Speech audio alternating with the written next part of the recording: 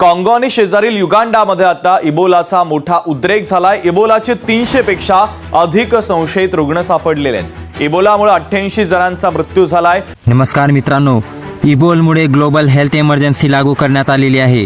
भारतामध्ये टेन्शन घेण्याची गरज आहे का आणि हा रोग कसा आहे आणि कसा पसरतो याची संपूर्ण माहिती आपण या व्हिडिओमध्ये घेणार आहोत। तुमच्यासाठी ही धक्कादायक बातमी आलेली आहे। जागतिक आरोग्य संघटनेने रविवारी इबोलाच्या वाढत्या प्रादुर्भावामुळे सार्वजनिक आरोग्य आणीबाणी घोषित केली आहे। कांगो आणि युगांडामध्ये 300हून अधिक संशयित रुग्ण आणि 88 मृत्यूची नोंद। एक्सवरील एका पोस्टमध्ये WHOने माहिती दिली की कांगोची राजधानी किन्शासा येथील प्रयोगशाळेत पुष्टी झालेला एक रुग्ण आढळला आहे। किन्शासा हे शहर या प्रादुर्भावामुळे मुख्य केंद्र असलेला पूर्व प्रांत इटुरी पासून सुमारे 1000 किलोमीटर दूर आहे। यामुळे हा आजार आणखी पसरण्याची भीती व्यक्त करण्यात आलेली आहे। यामध्ये सर्वांची टेन्शन वाढवण्याची गोष्ट समोर आलेली आहे। जागतिक आरोग्य संघटनेने म्हटले आहे की कोणत्याही देशाने आपल्या सीमा बंद करू नयेत किंवा प्रवास आणि व्यापारावर निर्बंध आणू नयेत। अशी पावले सामान्यतः भीतीपोटी उचलली जातात आणि त्यांच्या ज्ञानव्यापी काहीही संबंध नसतो। अशा निर्णयामुळे लोकांची आणि मालांची वाहतूक अनधिकृत आणि अनौपचारिक सीमा तपासणी नेण्याकडे वळते, जिथे कोणताही देखरेख नसते। यामुळे हा आजार पसरण्याचा धोका उलट अधिक वाढतो। सर्वात महत्त्वाची गोष्ट म्हणजे या निर्बंधामुळे स्थानिक अर्थव्यवस्थेला नुकसान पोहोचू शकते, तसेच सुरक्षा आणि लॉजिस्टिकच्या दृष्टीने मदतकार्यही याचा वाईट परिणाम होऊ शकतो। दरम्यान भारताने तज्ज्ञांनी मते घाबरून जाण्याची कोणतेही कारण नाही, कारण इबोला हा कोविड-19 सारखा हवेतून किंवा वेगाने पसरत नाही। कितीही खबरदारी बाळगणे आणि आजकालचे लवकरात लवकर निदान करणे अत्यंत आवश्यक आहे। आरोग्य मंत्रालयाने दिलेल्या माहितीनुसार national centre for disease control या परिस्थितीवर बारीक लक्ष ठेवून आहे।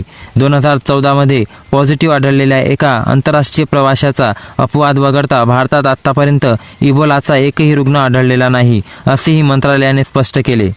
एम्स माजी संचालक डॉक्टर रणदीप गुलेरिया यांनी सांगितले की इबोला विषाणू संक्रमित व्यक्तीच्या शरीरातील द्रव्य पदार्थ तसेच जसे की रक्त, उलट्या, स्त्राव किंवा दूषित वस्तूचा थेट संपर्कात आल्यामुळे पसरतो। यामुळे हा आजार कोविड-19 पेक्षा पूर्णपणे वेगळा आहे, जो मोठ्या प्रमाणावर आणि वेगाने पसरत होता। सध्या घाबरण्याची काही आवश्यकता नाही, अजिबात गरजसुद्धा नाही। इबोला पसरवण्यासाठी अतिशय जवळचा शारीरिक संपर्क आवश्यक असतो, त्यामुळे याचे कोविड-19 सारख्या जागतिक महामारीचे रूपांतर होण्याची शक्यता अत्यंत कमीत आहे, कारण हा रोग इबोलाचा प्रसार सहसा संक्रमित वटवाघूळ किंवा जंगली प्राण्याशी संबंधित असतो आणि संक्रमित मृतदेहाचा स्पर्श केल्याने देखील हा आजार पसरतो। बाधित भागातून येणाऱ्या प्रवाशांची विमानतळावर तपासणी करणे आणि विषाणूच्या 21 दिवसाच्या इन्क्युबेशन पिरियड संसर्गाची लक्षणे दिसण्यापूर्वीचा काळ लक्ष ठेवणे अत्यंत महत्त्वाचे असल्याचे त्यांनी अधोरेखित केले।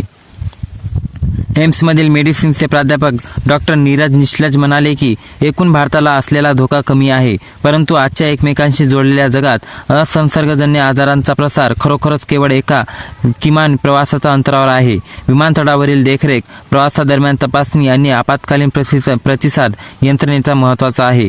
बोलाचे रुग्ण सामान्यपणे लक्षणे दिसू लागल्यानंतर संसर्ग पसरू शकतात, विशेषतः जेव्हा त्यांना ताप, उलट्या, अतिसार किंवा रक्तस्राव यासारख्या समस्या असल्यास।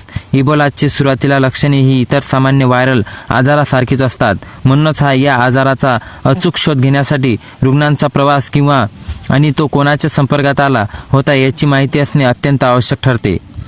आता यामध्ये इबोलाचे लक्षणे जर बघितले तर इबोला संसर्गामध्ये म्हणजे विषाणूच्या संपर्कात येणे, यानंतर आजाराची लक्षणे दिसणे, यानंतर काळ सामान्यतः 2 ते 21 दिवसाचा असतो।